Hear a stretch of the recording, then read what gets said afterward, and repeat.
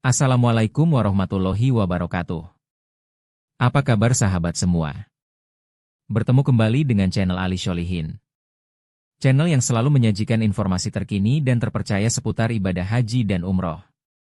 Kabar gembira datang untuk Anda yang bercita-cita ke Tanah Suci. Setelah sekian lama, akhirnya umroh mandiri resmi dilegalkan oleh pemerintah Indonesia melalui undang-undang terbaru. Ini artinya, Anda bisa mengatur sendiri perjalanan ibadah umroh ini tanpa harus lewat travel agent. Tapi, tunggu dulu. Apakah ini benar-benar jalan pintas menuju umroh yang lebih hemat? Ataukah justru menyimpan risiko besar yang bisa membuat Anda terlantar di negeri orang? Di video ini, kita akan bedah tuntas, apa saja kelebihan dan kekurangan umroh mandiri yang sudah dilegalkan ini. Simak video ini sampai habis agar ibadah Anda berkah dan lancar.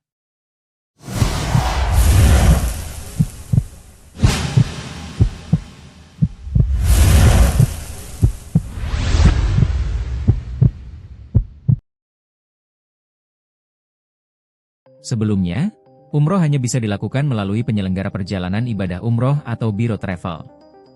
Nah, dengan adanya Undang-Undang Nomor 14 Tahun 2025, perjalanan umroh kini punya 3 opsi, yakni via penyelenggara perjalanan ibadah umroh, secara mandiri, atau melalui kementerian. Pelegalan ini menyesuaikan dengan kebijakan Arab Saudi yang sudah menyediakan sistem digital terintegrasi, yaitu aplikasi Nusuk. Umroh mandiri artinya jamaah mengurus sendiri sebagian besar komponen perjalanan umroh yang dibutuhkan, mulai dari visa umroh, melalui aplikasi Nusuk atau pihak yang ditunjuk.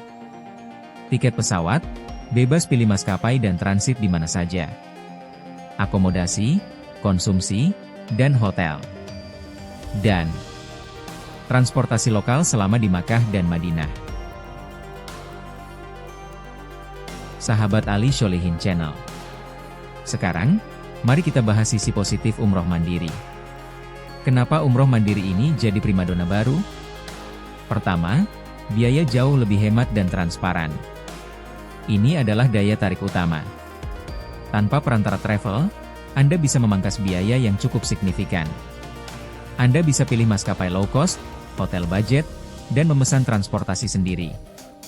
Semua harga tertera real time dan transparan di platform seperti aplikasi Nusuk, sehingga Anda bisa mengatur pengeluaran sesuai kemampuan finansial. 2. Fleksibilitas waktu dan agenda ibadah maksimal. Sehingga, tidak ada lagi jadwal yang ketat atau harus menunggu rombongan. Anda bebas menentukan tanggal keberangkatan, berapa lama akan tinggal di Makkah dan Madinah, bahkan mau berlama-lama di Raudhah atau Masjidil Haram tanpa terikat jadwal kelompok. Pengalaman spiritual pun jadi lebih personal dan khusyuk. 3. Didukung penuh sistem digital resmi Arab Saudi yakni aplikasi Nusuk. Arab Saudi sudah sangat maju. Melalui aplikasi Nusuk, Anda bisa mengurus visa, memesan hotel, bahkan mendaftar jadwal khusus ke Raudhah. Bagi generasi muda yang top savvy, semua proses bisa dilakukan lewat genggaman, membuat proses administrasi terasa lebih mudah dan legal. 4. Perlindungan hukum dari negara. Ini yang membedakan dengan umroh backpacker ilegal di masa lalu. Karena sudah dilegalkan oleh undang-undang, pemerintah berkomitmen untuk memberikan perlindungan kepada jamaah umroh mandiri. Hal ini bertujuan untuk memastikan jamaah tidak terlantar.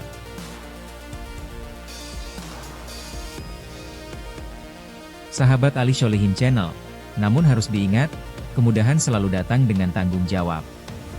Ada beberapa resiko dan kekurangan umroh mandiri yang harus Anda pertimbangkan matang-matang, yakni pertama, tanpa pembimbing ibadah atau mutawif. Ini kekurangan terbesar. Jika Anda pemula atau belum mahir manasik, Anda harus mengurus ibadah sendiri. Tidak ada mutawif yang siap mendampingi 24 jam untuk membimbing, menjawab pertanyaan, atau memastikan ibadah Anda sah atau tidak. Kehusyukan bisa terganggu karena harus fokus membaca panduan. 2. Risiko terlantar atau bingung di lapangan.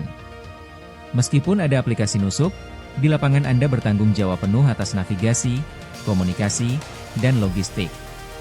Bayangkan jika pesawat delay, hotel penuh, atau tersesat di area Masjidil Haram dan tidak bisa berbahasa Arab atau Inggris. Siapa yang akan membantu Anda secara cepat? Jamaah mandiri rentan mengalami kendala teknis tanpa bantuan tim on-site. 3. Persiapan yang jauh lebih rumit dan memakan waktu. Anda harus mengurus semua dokumen, mulai dari paspor, visa, tiket pulang pergi yang jelas, surat keterangan sehat, hingga tanda bukti pembelian layanan di Arab Saudi. Semuanya harus dilakukan secara mandiri dan teliti. Ini memerlukan literasi digital dan kemampuan traveling yang mumpuni. 4. Potensi biaya tak terduga. Klaim hemat bisa jadi mitos. Tiket murah seringkali punya syarat ketat soal bagasi. Hotel murah bisa jadi jauh dari Masjidil Haram, menambah biaya taksi harian.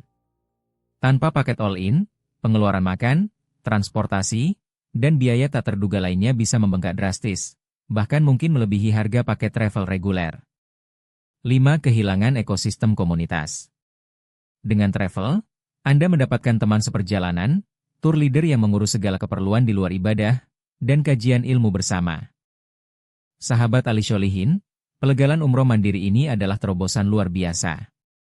Hal ini memberikan beberapa alternatif pilihan. Namun semua pilihan ada kelebihan dan kekurangannya masing-masing. Dan tentu pilihan ada di tangan Anda. Berikut ini tips sebelum melaksanakan umroh mandiri. 1. Pastikan izin visa dan layanan via jalur resmi seperti nusuk, dan bukan calo ilegal. 2. Siapkan dana cadangan minimal 30% dari total biaya untuk mengatasi hal tak terduga. 3. Pelajari manasik dengan baik, dan install aplikasi panduan ibadah yang terpercaya. Jadi apakah Anda lebih pilih umroh mandiri yang hemat dan fleksibel, atau umroh dengan travel yang nyaman dan terjamin? Tulis pendapat Anda di kolom komentar. Jangan lupa like dan subscribe channel ini, agar dapat informasi haji dan umroh lainnya. Sampai jumpa di video selanjutnya. Wassalamualaikum warahmatullahi wabarakatuh.